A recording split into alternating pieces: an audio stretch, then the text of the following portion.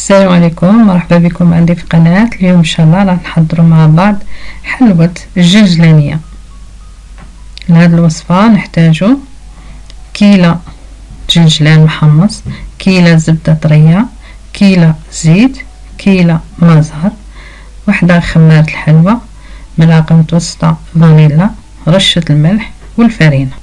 بالنسبة للتزيين عندنا العسل وجوز الهند. طريقة العمل نبدأ على بركة الله. في الخلاط نضع الزبدة، الزيت ومازهر، نخدموهم مليح مع بعض حتى نتحصلوا على كريمة. بعدها نضيفوا الملح والفانيلا.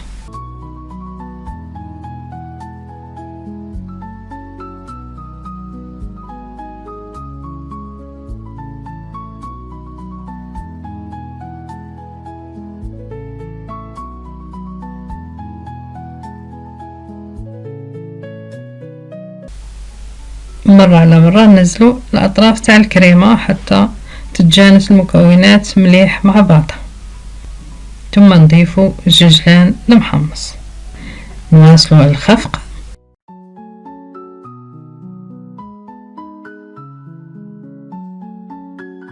في الأخير نضيفوا الفرينة مع الخمارة.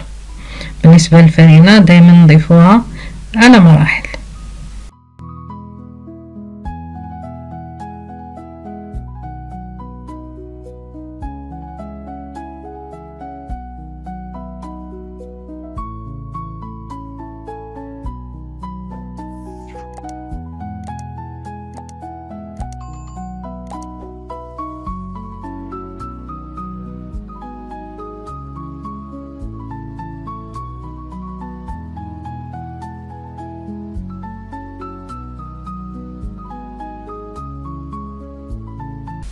لما تتقل العجينة نفرخها من الطاس ونبدأ نلمها باليد حتى نتحصلوا على عجينة رطبة وطرية.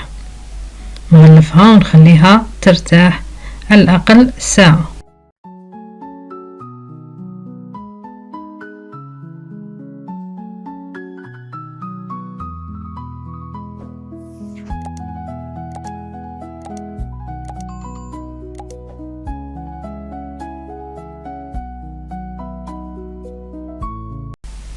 لما ترتاح العجينة نخرجوها من الثلاجة، نشكلها حربوش، نضغط عليها باليد ضغطة خفيفة، نساوي الأطراف، ثم نقطعها على شكل مثلثات وندخلها الفرن اللي نكونوا مسخنينه من قبل.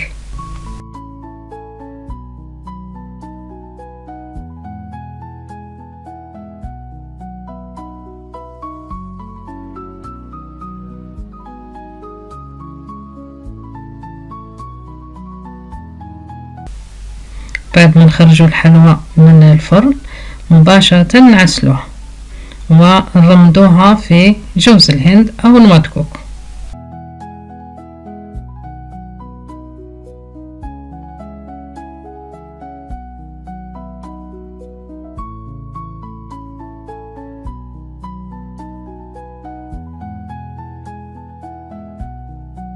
هذه هي حلوة الجلجلانية اللي حضرناها اليوم مع بعض.